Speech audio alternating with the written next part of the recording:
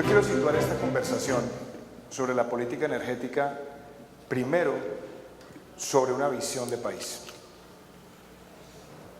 Yo hago parte del 73% de la población colombiana que es menor de 45 años y que quiere gobernar para todos, pensando en una Colombia distinta hacia el futuro.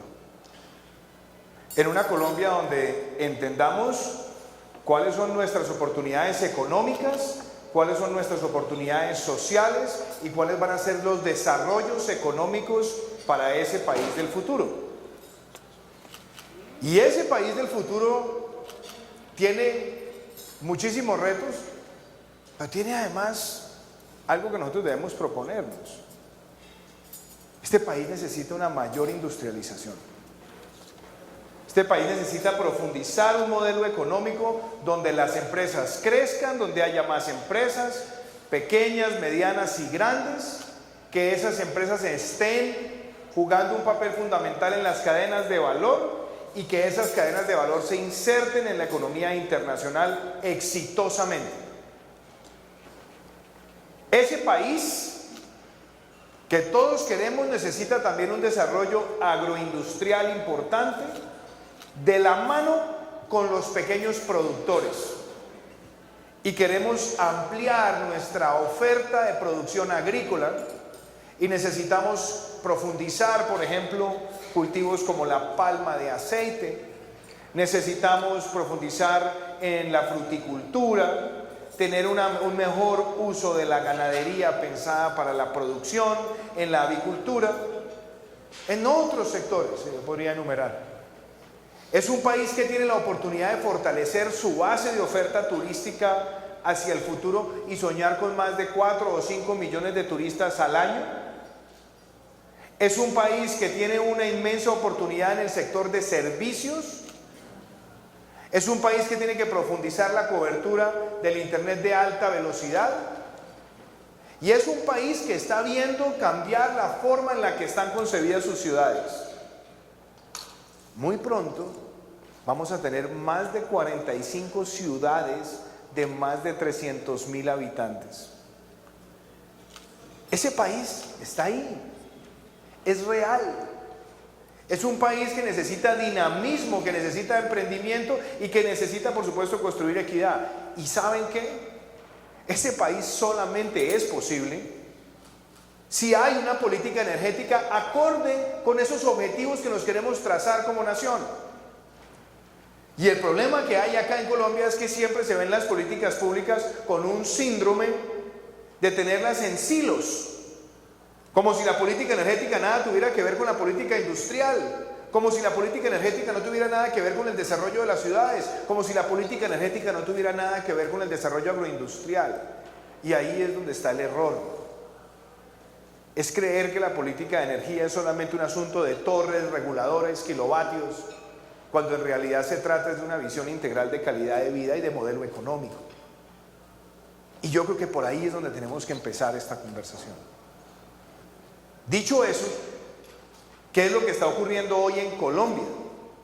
Hoy en Colombia tenemos una realidad y es que en los últimos 7 años no hemos tenido política energética. Hemos tenido 7 ministros de Minas y Energía. Y cada uno llega con el síndrome también del bombero de estar apagando incendios donde quiera que se presenten. Es que está el incendio de la minería, entonces es ministro de minas. Hay incendio en el sector petrolero, entonces es ministro de petróleos. Y llega a haber un incendio en el sector energético, entonces salgo y lo apago. Pero no se ha integrado esa visión de manera estructural. Y el problema que ocurre es que al no tener una visión estratégica, al tener toda esa cantidad de inflexibilidades y al tener además toda esa intermitencia en la gestión administrativa del Estado para el sector, estamos cometiendo un pecado gravísimo. Y es que quien está haciendo la política energética en Colombia es el regulador. Y los reguladores no pueden hacer política energética porque esa no es su función. El regulador está para articular, para velar por el cumplimiento de las normas, pero no para dictar la política energética.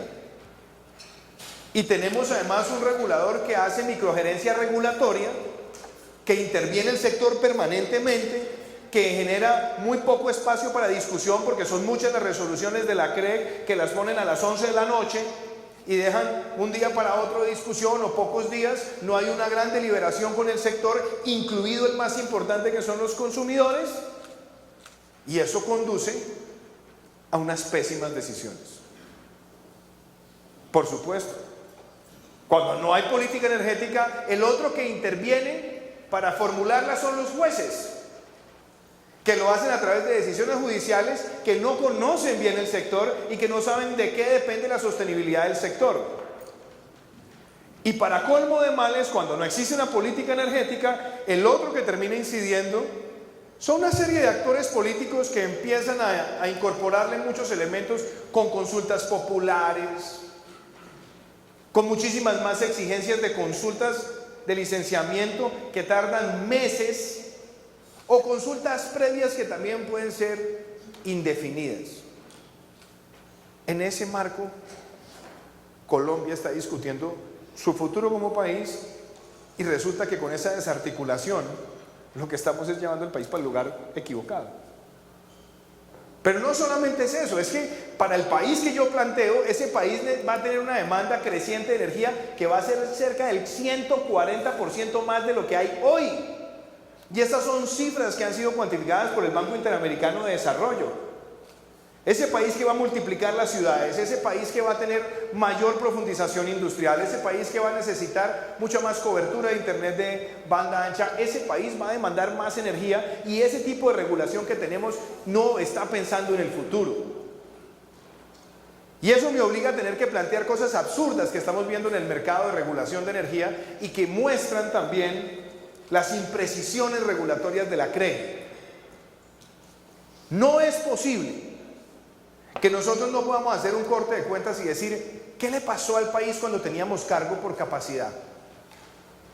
Ampliamos de manera impactante los proyectos y la capacidad instalada. Después entramos aprendiendo de los errores de los 90 y siempre pensando en función de momentos de gran estrés hidrológico para el país, que migráramos hacia el cargo por confiabilidad.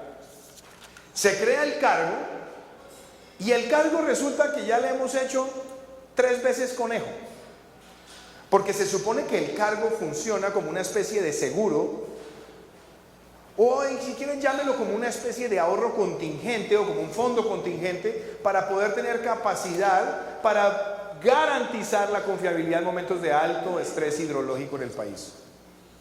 Y en los últimos años hemos pagado más de 8.000 millones de dólares de cargo por confiabilidad. Y hace año y medio, en un momento de gran estrés hidrológico, resultó que el cargo no estaba garantizando la confiabilidad. Y no la estaba garantizando porque además no había forma de monitorear las reservas técnicas. La Superintendencia de Servicios Públicos no vela por la reserva técnica, que además, como es un instrumento financiero, debería tener a la Superfinanciera también vigilando que esa reserva técnica se cumpliera. Y entonces vuelve y juega, sale el regulador, ya no a improvisar, sino a protegerse, porque estaba expuesto por sus malas decisiones. Y esta es la hora que la política, además de la CREG, es casi que esquizofrénica, porque es cruzando los dedos para que pase el chaparrón, que se vaya el niño rápido, para que entonces aquí nadie me vuelva a presionar. Y resulta que pasaron todas las cosas que pasaron y no se han corregido. Primero, la transparencia que requiere el cargo por confiabilidad. Segundo, la forma en la que se diseña el precio de escasez en el sistema regulatorio no es transparente. Y no es transparente, y además le pasa la cuenta siempre al usuario, al gran consumidor. Y el cargo por confiabilidad no distingue los costos de generación de cada fuente. Y lo que es aún peor, tenemos un sistema contractual en el sector energético muy complejo, muy diverso, muy enmarañado. 32 modelos de contrato cuando estamos hablando simplemente de capacidad. Y 58 tipos de contrato cuando estamos hablando de tipología de precios. Y tenemos un mercado donde el 90% de los contratos que se suscriben de energía en el país son de menos de 36 meses, no hay contratos de largo plazo. Y todo esto empieza a conspirar contra un sector industrial que tiene que lidiar con todos los costos país. Una tasa de tributación alta en materia de renta corporativa, 34%, 40% sean ingresos de más de 800 millones de pesos, unos costos logísticos interminables, un exceso de regulación económica donde tenemos 96.000 decretos en los últimos 17 años, 96.000 resoluciones, 17.000 decretos. Todo esto empieza a conspirar con una visión integral. Y eso también me obliga a mí a decir que si no empezamos a corregir esto, el problema va a seguir envejeciendo mal. Y ahora, si a esa realidad regulatoria hecha por la CREG, si a esa realidad de falta de transparencia, sin tener claridad sobre la liquidez que hay en el mercado de contratación de energía, le agrego los otros 3 desafíos que tenemos como país, yo quiero llevarlos a decir cuál va a ser la alternativa que tenemos. Porque lo primero que a mí me preocupa es que no estamos discutiendo la matriz integralmente. Sí, esta es una matriz energética limpia, donde un porcentaje importante es hídrico. Pero no nos engañemos, necesitamos también ampliar mucho más el parque térmico, y eso obliga a hablar de gas. Pero aquí nadie está planteando sobre la mesa que Venezuela desde el 2012 tiene un compromiso con Colombia de abastecimiento de gas desde Majayura hasta Ballenas para suplir el déficit de gas que hay en la costa norte de Colombia para producir industrialmente al lado del agua y ganar competitividad. Y eso nos pasa la factura. Ahora, nos dicen, tenemos la gran oportunidad del gas costa afuera, bienvenida. Y se han hecho las exploraciones y Anadarko ha dado con unas potencialidades y sabemos que ese horizonte está en el futuro. Pero, ¿habrá alguien preguntándose qué va a pasar en el 2019 cuando Estados Unidos se convierta en un exportador neto de gas? Y esa entrada de Estados Unidos empiece a afectar los precios internacionales del Henry Hub y empiecen a hacernos perder competitividad de la extracción masiva de gas en aguas ultraprofundas que tienen costos elevados. ¿Cómo vamos a compensar con esquemas de zonas francas temporales o transitorias para esa exploración de gas y poderla tener? ¿Qué va a pasar, por ejemplo, con el potencial que nosotros tenemos de carbón? Un país que tiene 80% de las reservas de carbón de América Latina y el Caribe, y no tenemos contemplada una gran producción o generación a boca de mina, pensando en que inserte también a la matriz energética. Y sí, yo también creo en las renovables, yo soy de una generación que ama las renovables, pero tampoco nos digamos mentiras. Hoy Colombia tiene 16.600 megas de capacidad instalada y las megas de energías renovables son un poquito más de 9, dominadas principalmente por la planta de Jepirachi en La Guajira. Ahora, ¿podemos darle el mismo tratamiento a esas plantas con esa intermitencia, o vamos a buscar que la regulación permita que ellas entren, y sobre todo a partir de proyectos de 10 megas? Esas son las discusiones, amigos, que hay que poner sobre la mesa. Y eso obviamente me obliga a mí también a decir una cosa. Cuando vemos este horizonte y vemos la forma en la que se está pagando el cargo por confiabilidad con esa regulación a veces perniciosa de la CREG, nos damos cuenta que hay plantas viejas, amortizadas y remuneradas como Salvajina, que reciben más cargo que el Quimbo, que es una planta nueva. Y que esa forma de remunerar está creando barreras de entrada para que lleguen nuevos proyectos, porque los que ya están adentro son los que reciben el cargo. Entonces el costo para un operador llegar de cero a competir, a generar, son enormes. Eso lo tenemos que superar. Entonces, para ese país del 73%, para ese país que sueña con más industria, con industrias creativas, con turismo, con agroindustria, con un sector de vivienda pujante, lo que tenemos que decir acá, ¿cuál es la política nuestra, la que queremos trazar? Primero, recuperar la planificación seria del ministerio. Yo me la quiero jugar por tener un ministro o una ministra de 4 años que no venga acá en representación de ningún partido ni ningún feudo político, sino que represente una visión técnica del sector pensada para ese país del futuro. Segundo, que busquemos la armonización de la matriz y que la matriz vaya incluyendo cada vez más esas fuentes de energía y que entendamos que la capacidad hídrica vamos a tener que multiplicarla y hay que hacerla bien con las comunidades, bien en lo ambiental y darle una mayor entrada a las renovables con criterios de regulación que sepan incluir esa alternancia en el suministro o intermitencia en el servicio. Necesitamos que la política energética vaya de la mano con la política industrial de Colombia. Necesitamos además que el suministro, la transmisión y la comercialización tengan una visión también armoniosa con las comunidades, pero ojo, no podemos seguir viendo una realidad donde 14% de los proyectos de transmisión están parados por licenciamiento previo. Para poner torres, para que haya internet de alta velocidad, increíble. Ahí tenemos que superar las licencias, sí, pero licencias no eternas, sino que respondan al interés general del pueblo colombiano. Y lo más importante de todo esto, que nosotros podamos decirle al país que el consumidor de energía también tiene que ser parte de la discusión y de la formulación de política y mucho más el consumidor industrial. Y eso implica que haya mayor transparencia en el sistema de contratos, mayor simplificación, información de la liquidez y que podamos profundizar contratos a más largo plazo porque eso beneficia a la certidumbre de costos que traza la industria para ser competitivos en Colombia. Esa es mi visión sobre esto. Y sí, el país está en medio de un debate presidencial y puede escoger la vieja grabadora del pesimismo, de echarle la culpa a los de atrás, de que todo en el pasado fue malo, que acá llegó nuevamente la creación. O decir, ya llegó el momento de no mirar más hacia la izquierda y la derecha, sino mirar hacia el futuro, mirar hacia adelante.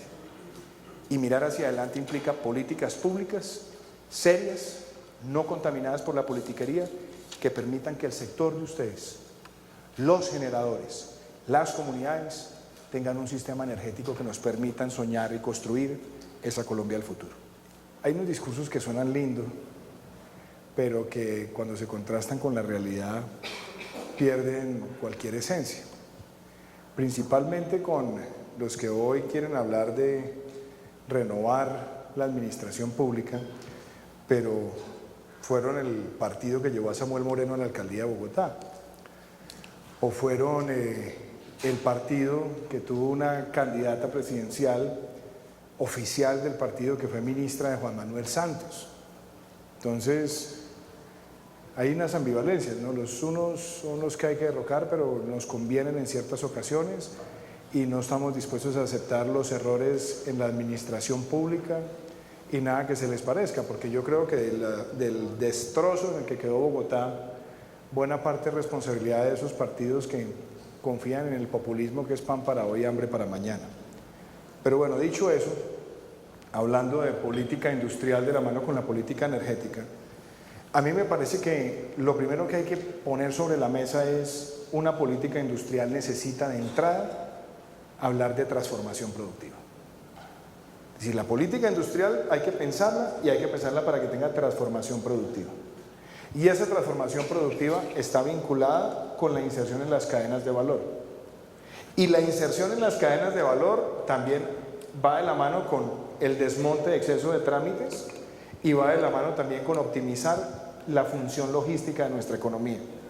Pero debo ser claro, doctora María Luisa, el eje central de esos costos que hoy tiene que tener la industria por fuera de la carga tributaria que es alta, son los costos de energía.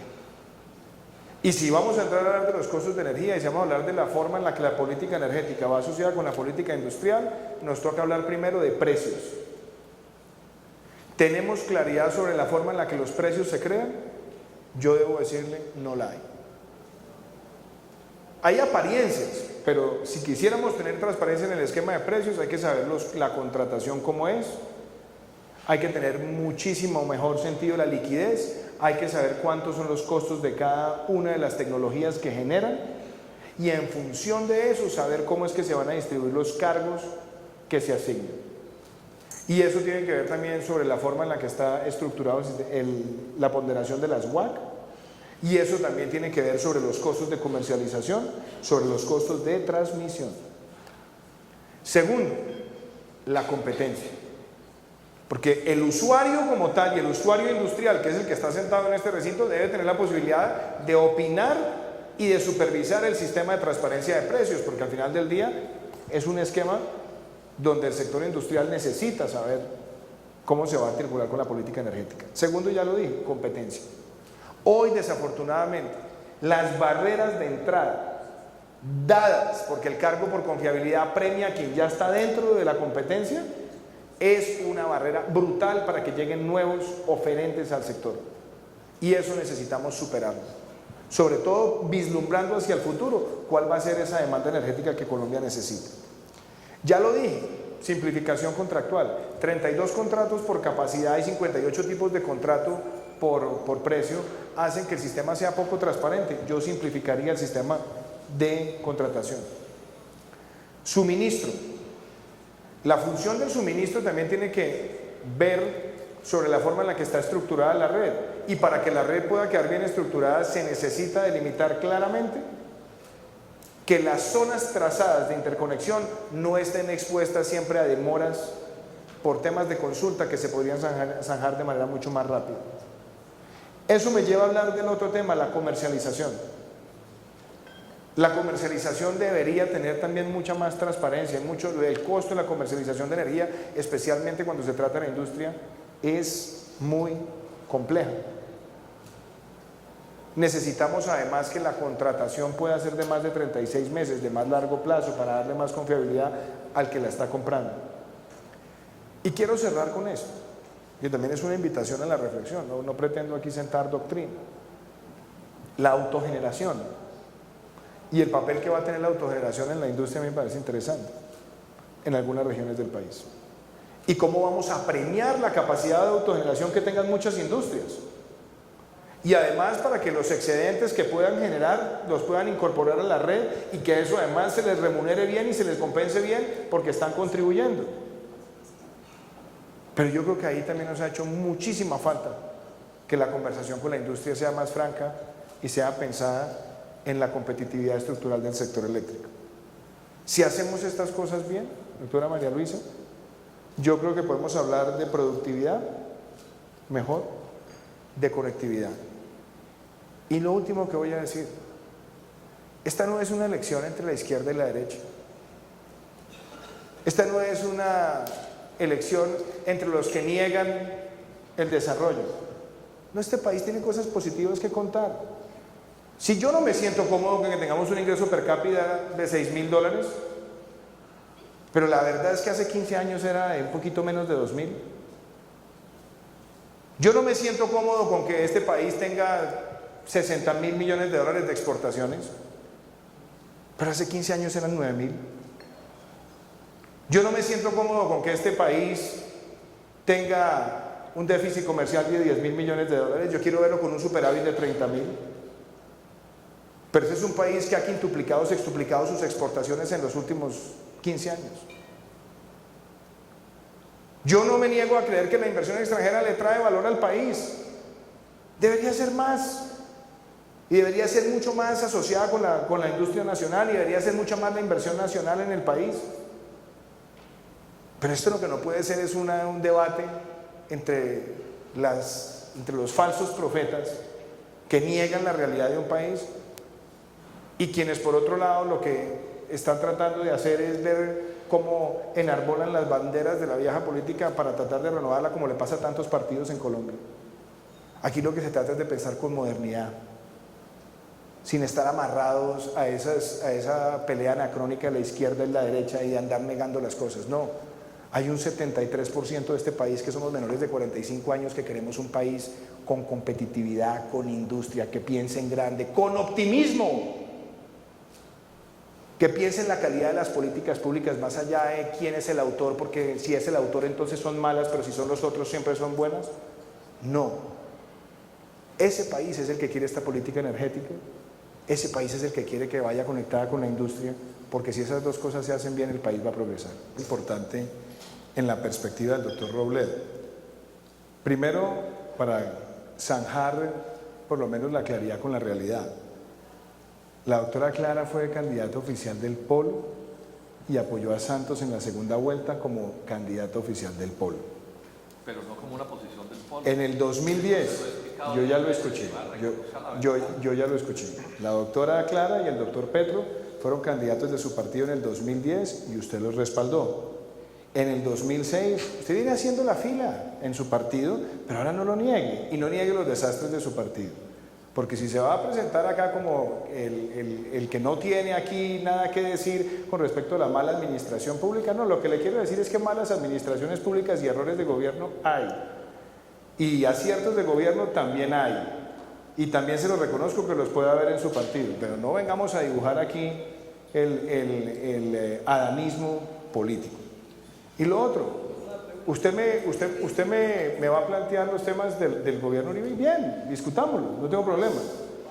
Pero yo sí le voy a decir, hablemos de política energética, que es lo que estamos acá discutiendo. Entonces, en política energética, hablemos de lo que el país ha tenido.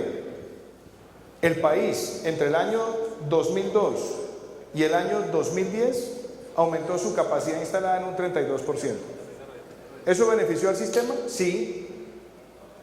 El país entre el año 2002 y el año 2010 logró pasar en cuanto a producción de energéticos en petróleo de 300.000 a 900.000 barriles diarios. Se hicieron proyectos de expansión, además se hicieron desde una empresa como Isagen, muchos. Y usted también los ha aplaudido, y yo los he aplaudido, y usted y yo estuvimos en contra de la venta de Isagen. Y nosotros, en medio de lo que fue las dificultades de un país que se estaba recuperando de los avatares del terrorismo, el país logró multiplicar por 3 la inversión extranjera, por 4 la inversión nacional. Y usted que dice que no crecieron las exportaciones no tradicionales, eso es mentira. Entre el año 2003 y el año 2009, las exportaciones no tradicionales, las industriales en Colombia, aumentaron 3 veces. Entonces sí, uno en política tiene hecho sus propias opiniones, pero no sus propias realidades. Y yo cierro con esto, doctora María Luisa, me parece muy importante que la discusión sobre la política energética asociada con la industria la demos desde una óptica de mercado. Yo volver a ese sistema teledirigido por el Estado, anterior a los años 90, que nos llevó a tener la crisis energética en el año 92, donde hubo tanta captura y tanta corrupción, yo no lo quiero volver a ver en Colombia. Yo quiero que haya mercado, verdadero mercado, con más competencia, y que esa competencia se vea en la transparencia de precios, en la transparencia de suministro, y sobre todo donde la industria, que es el mayor consumidor, pueda saber exactamente cómo son los mejores términos contractuales para tener mejores compras de energía. Primera pregunta que se hizo acá. El señor hizo la pregunta, ¿ustedes qué han hecho? Me parece una pregunta sensata y real. Primero, el debate sobre el sistema eléctrico nacional y la regulación del sistema eléctrico para la industria, hace 2 años lo hice yo en la plenaria. Y planteé en la plenaria exactamente lo que estaba pasando con el sistema de precios, con el cargo por confiabilidad, con las subastas, con la posición dominante de mercado. Lo cité y además hice 10 propuestas y emplacé a los señores de la CREG. Y además saqué adelante una proposición donde se les pidió la renuncia por las responsabilidades administrativas que tenían. Y presenté proyectos de ley sobre industrialización, donde uno de los temas centrales tenía que ver con la claridad en los costos de energía para la industria. Y sí, llevo 3 años y medio, y puedo decir que he sacado adelante 4 proyectos de ley, que son leyes de la República, que le sirven al país, que se pueden generar consensos, y consensos que superen esos debates estúpidos de la izquierda y la derecha en este momento, cuando el país tiene que mirar hacia adelante. Eso está ahí. Ahora, hablemos de las cosas como son. Si queremos bajar los costos de la energía, los costos de la energía se tienen que bajar sobre la base de que haya una competencia que incida en los precios y que haya claridad en los modelos contractuales, pero eso no es un presidente diciendo se baja el costo del kilovatio. Ya sabemos qué gobiernos son así. Aquí lo que se busca es alternativas de mercado y de verdadera competencia. Porque es que uno se declaran ahora se declaran capitalistas, pero vergonzantes. No, es que aquí el tema es un capitalismo emprendedor, donde haya competencia, claridad en precios y claridad en mercados. Ese es el modelo que nosotros estamos defendiendo. Y ese es el modelo que guste o no le gusta a quien no lo quiera aceptar. Es un modelo que en Colombia, ha tenido resultados que deberían ser mejores, sí. Y por eso nosotros estamos proponiendo una alternativa. Pero esto no es volver al papel dominante del Estado inquisidor, donde cree que los mercados se manejan por decreto o creando ministerios o haciendo grandes consensos. Los mercados funcionan porque las condiciones de mercado permiten generar empresa, generar precios, generar mercados. Esa es la alternativa.